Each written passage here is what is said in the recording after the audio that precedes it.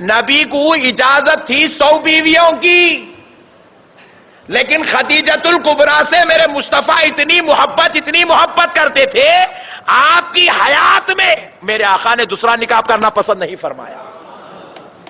آپ پردہ فرمائی تب دوسرا نکاح ہوا حضرت سودا سے. جب تک آپ زندہ تھی اتنی محبت فرماتے تھے کہ آقا علیہ السلام نے کبھی دوسرا نکاح نہیں فرمایا. قربان جائیں. حضرت عائشہ صدیقہ بعد میں آئی. حضرت سعود ہم انشاءاللہ العزیز ازواج مطہرات رضوان اللہ تعالی علیہن کی مقدس حیات، سیرت، عظمت اور فضیلت پر روشنی ڈالنے کی سعادت حاصل کرتے ہیں، اور انشاءاللہ العزیز اس گفتگو کو ہم 3 جمعہ تک جاری رکھنے کی کوشش کریں گے. اور آج سب سے پہلے حضرت خدیجۃ الکبریٰ رضی اللہ تعالی عنہا، جو رسول اللہ صلی اللہ علیہ وسلم کی سب سے پہلی اور سب سے زیادہ عظمت و اہمیت کی حامل زوجہ ہے، جسے اللہ تبارک و تعالی نے بہت ہی بلند و بالا درجہ، بہت ہی بڑی عظمت سے اللہ نے ان کو سرفرازی عطا فرمائی تھی. حضرت خدیجۃ الکبریٰ رضی اللہ تعالی عنہا حضور نبی کریم صلی اللہ علیہ وسلم کے نکاح میں اس وقت تشریف لائی جب آپ کی عمر 40 سال تھی، اور آقا نامدار مدنی تاجدار علیہ الصلاۃ والسلام کی عمر شریف 25 سال تھی. حضور کی اعلان نبوت سے تقریباً 15 سال پہلے حضرت خدیجۃ الکبریٰ رضی اللہ تعالی عنہا سے آقا علیہ السلام نے نکاح فرمایا. اور حضرت خدیجۃ الکبریٰ رضی اللہ تعالی عنہا ایک بہت ہی زیادہ سخی اور جواد خاتون کا نام ہے کہ ان کی سخاوت بہت ہی زیادہ مشہور ہے. فرمایا گیا کہ جب رسول اللہ صلی اللہ علیہ وسلم سے حضرت خدیجۃ الکبریٰ کا نکاح ہوا، اس وقت حضرت خدیجۃ الکبریٰ کے پاس 40,000 دینار تھے، اور اس زمانے میں 40,000 دینار ایک بہت بڑے معنی اور بہت بڑی رقم سمجھی جاتی تھی. حضرت خدیجۃ الکبریٰ سے جب رسول اللہ صلی اللہ علیہ وسلم کا نکاح ہوا، آقا نامدار علیہ الصلاۃ والسلام سے حضرت خدیجۃ الکبریٰ نے کہا، میں بڑی خوش نصیب ہوں کہ آپ نے مجھے اپنے نکاح کے لیے منتخب فرمایا اور قبول فرما لیا، اور آپ نے مجھے نکاح کر کے اپنی خدمت کی سعادت عطا فرمائی. گویا کہ اس خوشی پر میں چاہتی ہوں کہ میرے پاس چند دینار و درہم رکھے ہوئے ہیں، آپ وہ دینار لے لیں اور مجھے شکریہ ادا کرنے کا موقع دے تاکہ میں آپ کے اس نکاح پر شکر گزاری کر سکوں. تو حضرت خدیجۃ الکبریٰ رضی اللہ تعالی عنہا سے رسول اللہ نے پوچھا، آپ کے پاس کتنی دولت ہے، کتنا پیسہ ہے؟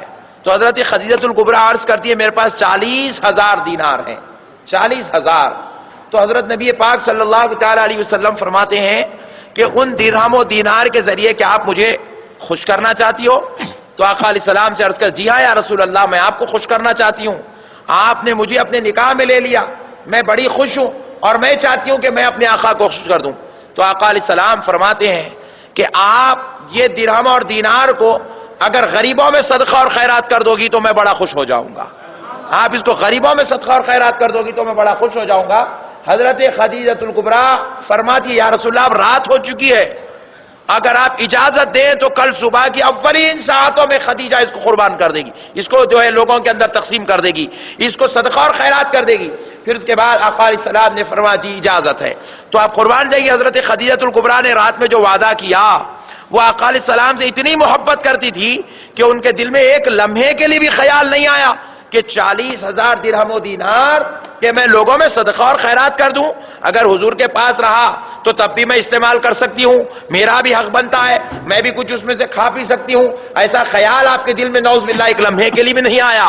اپنے آقا کو خوش کرنے کے لیے صبح کی سورج نکلنے کی دیر تھی، حضرت خدیجۃ الکبریٰ اپنے حجرے سے نکلتی ہے اور جا کر سارے غرباء اور یتیموں، یسیروں، بے کسوں، بے سہاروں کے گھروں پر خود دستک دیتی ہے اور 40,000 درہم و دینار پورے تقسیم کر کے گھر واپس تشریف لاتی ہے. اتنی سخاوت حضرت خدیجہ الکبریٰ کے پاس تھی جو آقا علیہ السلام کی خوشی کے لیے انہوں نے اپنا سارا پیسہ غریبوں اور مسکینوں میں قربان کر دیا، تقسیم فرما دیا۔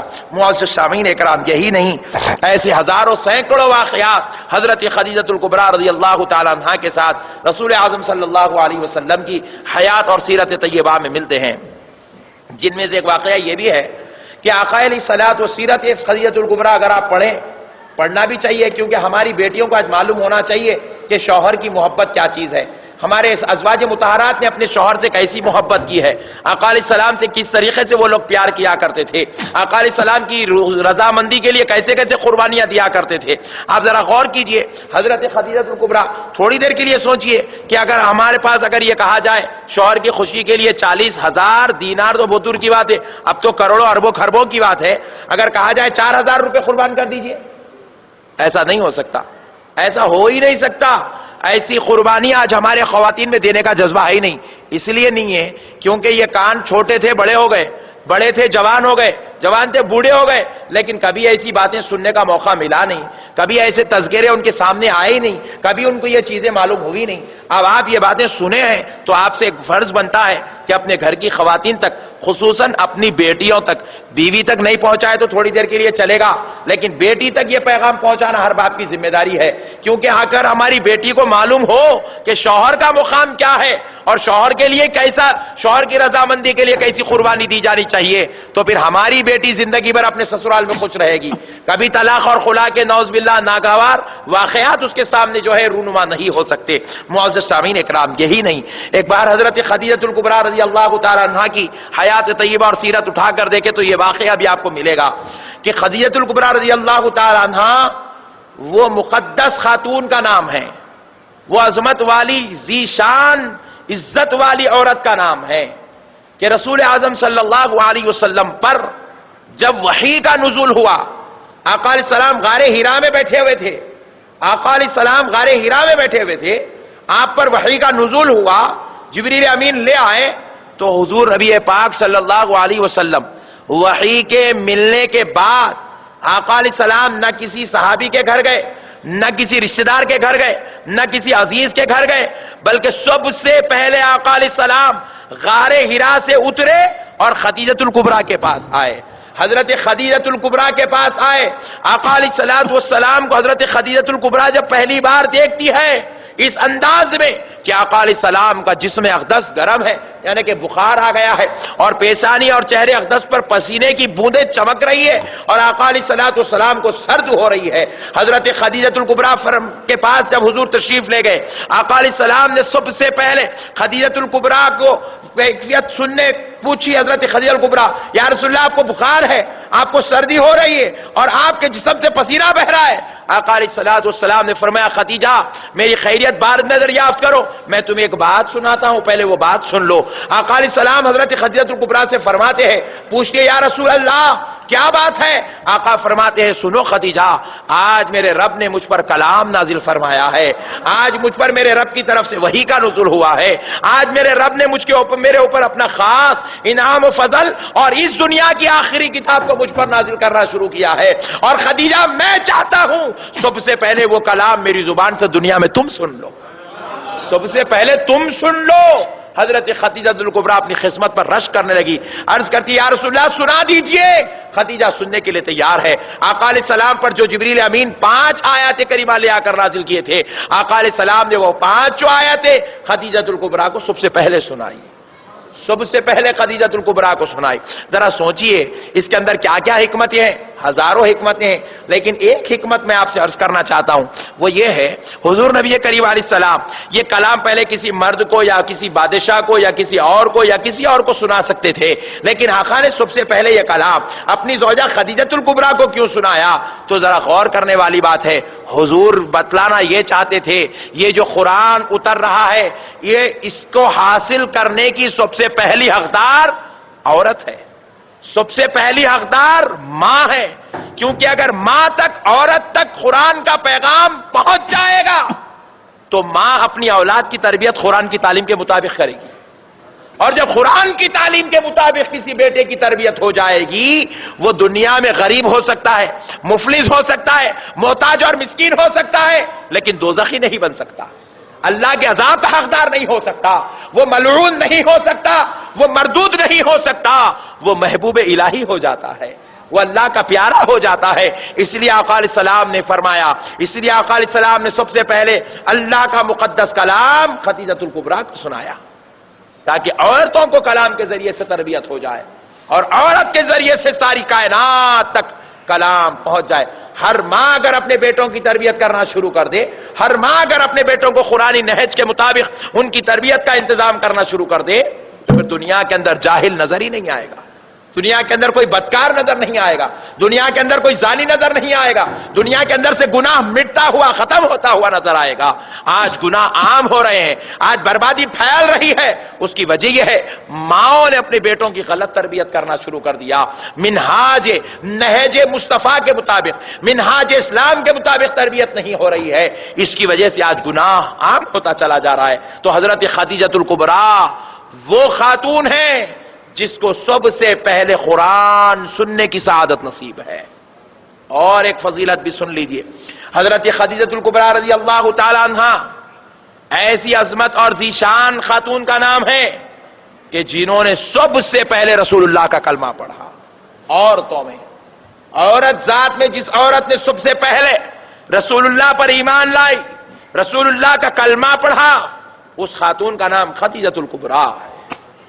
اب اور سب سے بڑی اہمیت کی بات سن لیں، معزز سامعین کرام، رسول اللہ صلی اللہ تعالی علیہ وسلم کو 7 بیٹے تھے، اولاد، 3 بیٹے 4 بیٹیاں، 7 اولاد تھی رسول اللہ صلی اللہ علیہ وسلم۔ لیکن آپ سیرت طیبہ اٹھا کر دیکھیں، آقا علیہ السلام کی سیرت اٹھا کر دیکھیں، 11 ازواج مطہرات ہیں، 11 ازواج میں کسی اور زوجہ مطہر سے اللہ نے رسول اللہ کے لیے اولاد کا انتخاب نہیں فرمایا، رسول اللہ کی اولاد کے لیے اللہ نے خدیجۃ الکبریٰ کا انتخاب فرمایا۔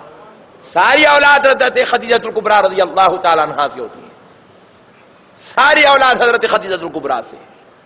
معزز سامعین اکرام، غور کیجئے، حضرت خدیجۃ الکبریٰ کے ہی پیٹ سے حضرت فاطمہ پیدا ہو رہی ہے، حضرت خدیجۃ الکبریٰ ہی کے پیٹ سے حضرت رقیہ اور کلثوم پیدا ہو رہی ہے، جن کو حضرت عثمان غنی رضی اللہ تعالیٰ عنہ کے نکاح میں دیا گیا۔ حضرت خدیجۃ الکبریٰ کے ہی بطن اقدس سے حضرت زینب پیدا ہوئی۔ معزز سامعین اکرام، بعض روایات میں بیان کیا کہ حضرت ماریہ قبطیہ سے ایک بیٹے ہیں، باقی کے 7 میں سے ایک بیٹے حضرت ماریہ قبطیہ سے ہیں، اور 6 بیٹے خدیجۃ الکبریٰ، 6 اولاد خدیجۃ الکبریٰ سے۔ الغرض، اللہ نے حضرت خدیجۃ الکبریٰ کا انتخاب کیا کہ ان کے ذریعے سے اولاد مصطفیٰ کو دنیا میں بھیجا جائے گا۔ معزز سامعین اکرام، حضرت فاطمۃ الزہرا کی ماں کا نام خدیجۃ الکبریٰ ہے۔ اب دیکھیں، حضرت عبداللہ بن ابی عوف رضی اللہ تعالی عنہ سے پوچھا گیا کہ حضور نبی کریم رحمت اللہ عالمین صلی اللہ علیہ وسلم نے حضرت خدیجۃ الکبریٰ رضی اللہ تعالی عنہا کو بشارت دی۔ پوچھا گیا کیا حضور نبی کریم صلی اللہ علیہ وسلم نے حضرت خدیجۃ الکبریٰ کو بشارت دی تھی؟ انہوں نے جواب دیا، ہاں، آپ صلی اللہ علیہ وسلم نے انہیں بشارت دی تھی۔ کس بات کی بشارت؟ اس بات کی بشارت دی تھی کہ اے خدیجۃ الکبریٰ، تم جنت میں میرے ساتھ رہو گی۔ جنت کی بشارت آقا علیہ السلام نے حضرت خدیجۃ الکبریٰ کو دی تھی، جنت کی بشارت دی تھی۔ پھر اس کے بعد نہ صرف بشارت دی بلکہ آقا علیہ السلام نے فرمایا، خدیجہ سنو، میرے رب نے جنت میں تمہارے لیے موتیوں کا محل تیار کیا ہے۔ اور پھر اس کے بعد فرمایا، اے خدیجہ، وہ محل اتنا اچھا ہے، اتنا اچھا ہے، نہ اس میں کسی کا شور و غل ہے، نہ اس کے اندر کسی قسم کی تکلیف ہے۔ ایسا محل اب میرے رب نے تمہارے لیے بنا کر رکھا ہے، جنت میں تمہارے لیے محل بنا کر گیا۔ یعنی کہ عشرہ مبشرہ کو جیسے جنت کی بشارت دی گئی تھی، ویسی بشارت رسول اللہ نے زندگی میں حضرت خدیجۃ الکبریٰ کو عطا فرمائی۔ معزز سامعین اکرام، پھر اس کے بعد ایک مقام پر خود نبی پاک رحمت اللہ علیہ صلی اللہ علیہ وسلم بیان کرتے ہیں اس حدیث کو مولا کائنات علی المرتضی رضی اللہ تعالی عنہ نے روایت کیا. فرماتے ہیں آقا علیہ الصلوۃ والسلام نے فرمایا خیر نسائہم مریم و خیر نسائہم خدیجہ. آقا علیہ الصلوۃ والسلام نے فرمایا کہ سب سے بہترین عورت حضرت مریم ہے. سب سے بہترین عورت مریم ہے. گزشتہ زمانوں میں، گزشتہ جو زمانے گزر گئے ان میں سب سے بہترین عورت کا نام مریم ہے، اور اس زمانے میں سب سے بہترین عورت کا نام خدیجۃ الکبریٰ ہے. آقا علیہ السلام فرماتے میرے زمانے میں سب سے بہترین عورت کا نام خدیجۃ الکبریٰ ہے. یہ رسول اللہ صلی اللہ علیہ وسلم کی زوجہ حضرت خدیجۃ الکبریٰ رضی اللہ تعالیٰ عنہ.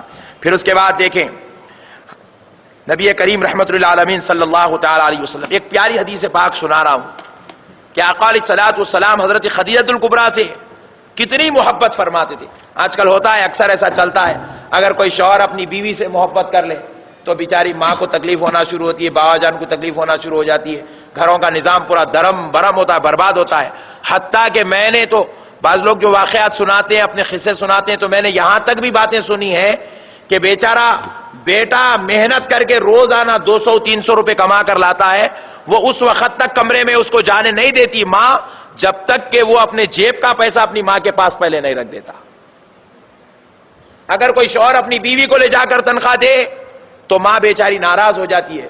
ہم پیدا کیے، ہم بڑا کیے، ہم پالے پوسے، یہ آج کی آ گئی، یہ اس کا غلام ہو گیا.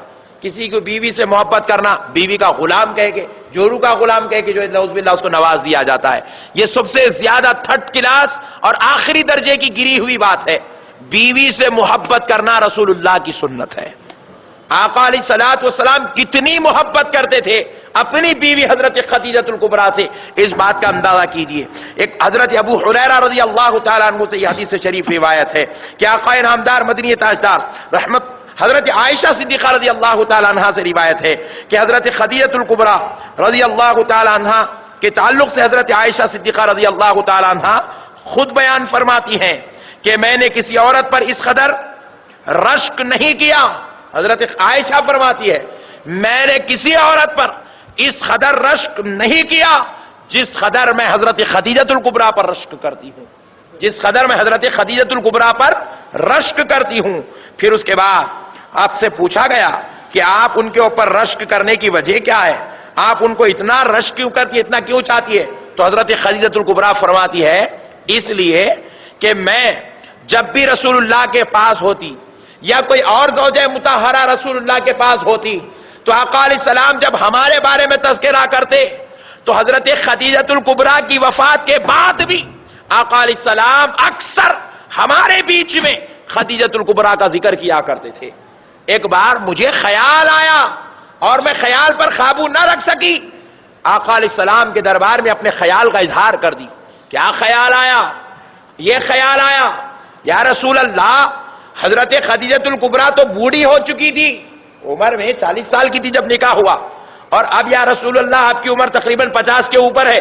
حضرت خدیجۃ الکبریٰ تو بوڑھی ہو چکی تھی، وہ وفات بھی پا چکی ہے، جبکہ آپ کے سامنے یہ حسین اور خوبصورت جوان بیویاں بیٹھی ہوئی ہیں، اور یا رسول اللہ ان حسین اور جوان بیویوں کے بیچ میں بیٹھنے کے بعد بھی آپ اس بوڑھی بیوی کو نہیں بھولتے. میں ایسا کہنے لگی تو آقا علیہ الصلوۃ والسلام میری یہ بات سن کر مجھ پر شدید ناراض ہوئے.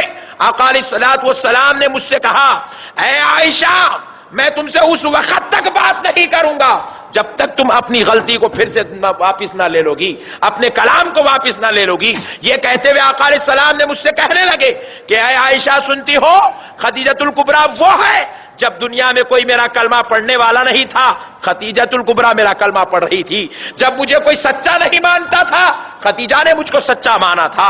جب کوئی مجھ سے نکاح کرنے کے لیے آگے نہیں آ رہا تھا خدیجۃ الکبریٰ نے مجھ سے نکاح کرنے کے لیے آگے آئی. جب کوئی میری بات کو تسلی کے لیے اطمینان کرنے والا نہیں تھا اس وقت خدیجۃ الکبریٰ میری باتوں پر اطمینان کر رہی تھی، میرے پیغام کو قبول کرنے والی تھی. کیوں کر میں نہ خدیجۃ الکبریٰ کا ذکر کروں جبکہ اللہ نے اس کے ذریعے سے مجھ کو اولاد عطا فرمائی ہے.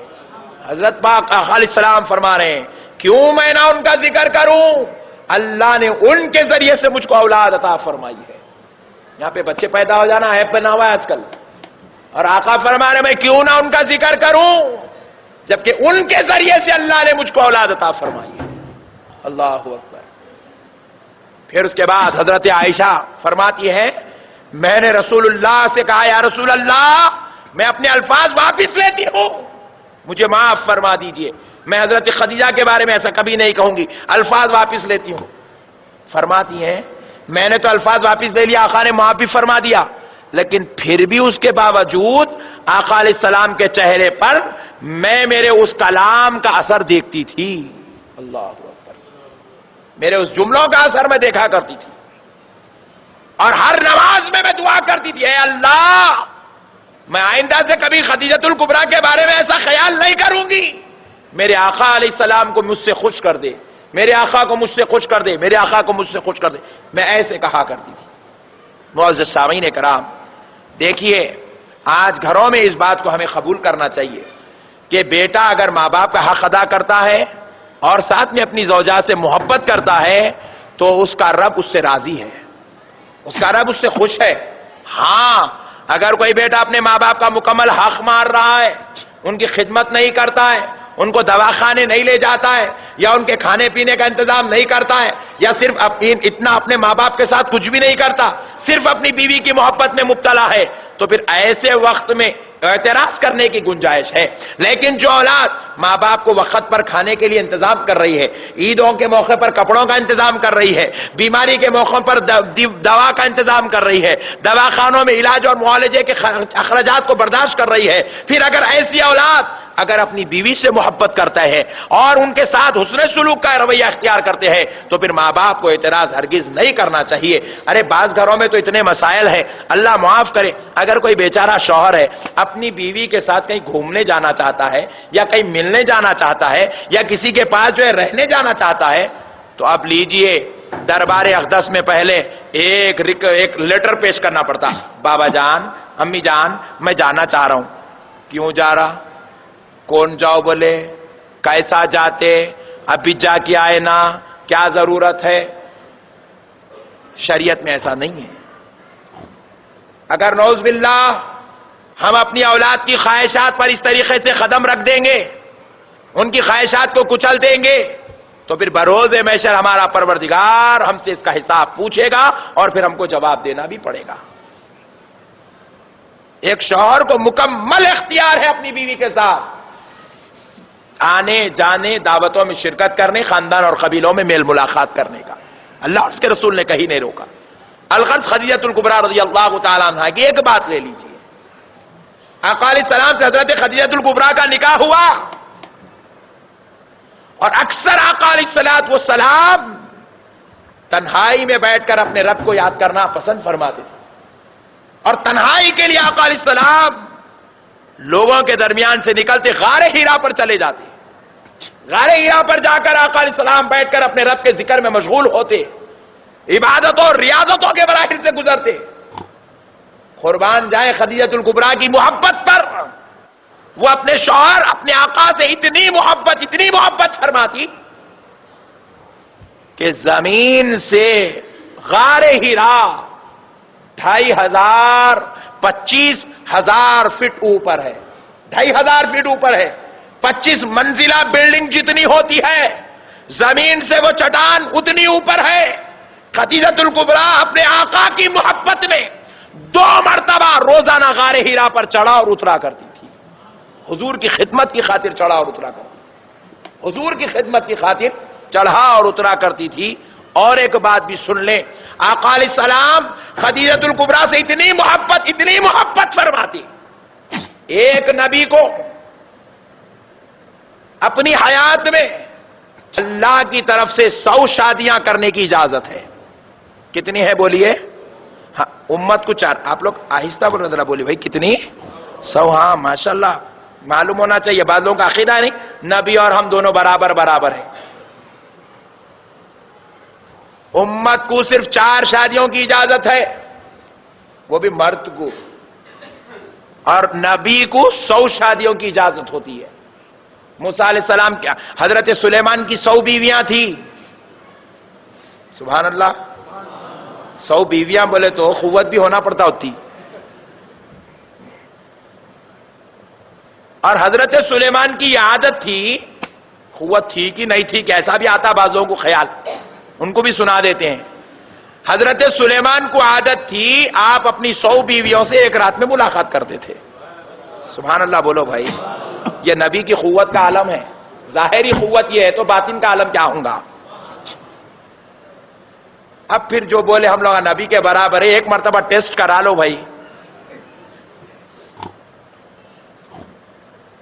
نبی کو اجازت تھی 100 بیویوں کی، لیکن خدیجۃ الکبریٰ سے میرے مصطفیٰ اتنی محبت کرتے تھے، آپ کی حیات میں میرے آقا نے دوسرا نکاح کرنا پسند نہیں فرمایا. آپ پردہ فرمائی تب دوسرا نکاح ہوا حضرت سودا سے. جب تک آپ زندہ تھی اتنی محبت فرماتے تھے کہ آقا علیہ السلام نے کبھی دوسرا نکاح نہیں فرمایا. قربان جائیں.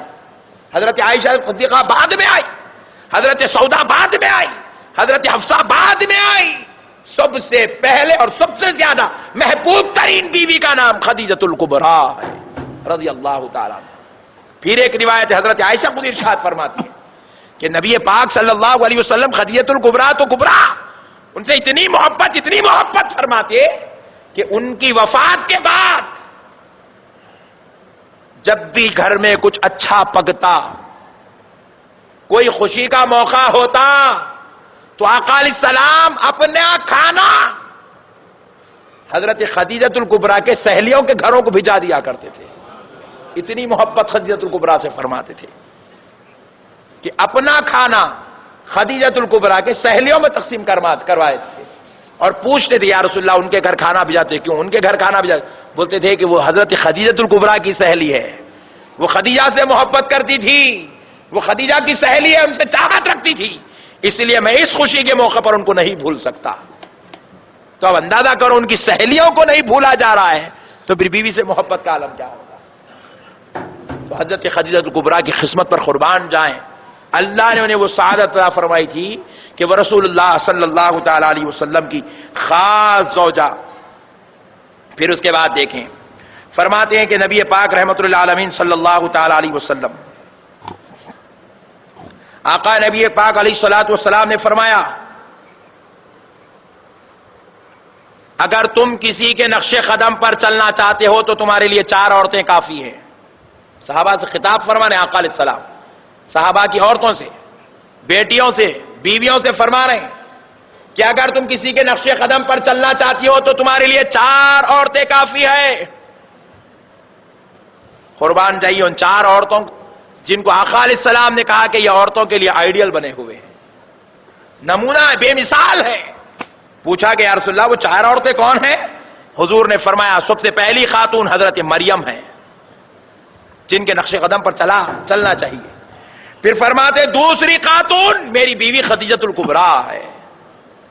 پھر اس کے بعد فرماتے تیسری خاتون میری بیٹی فاطمۃ الزہرا ہے.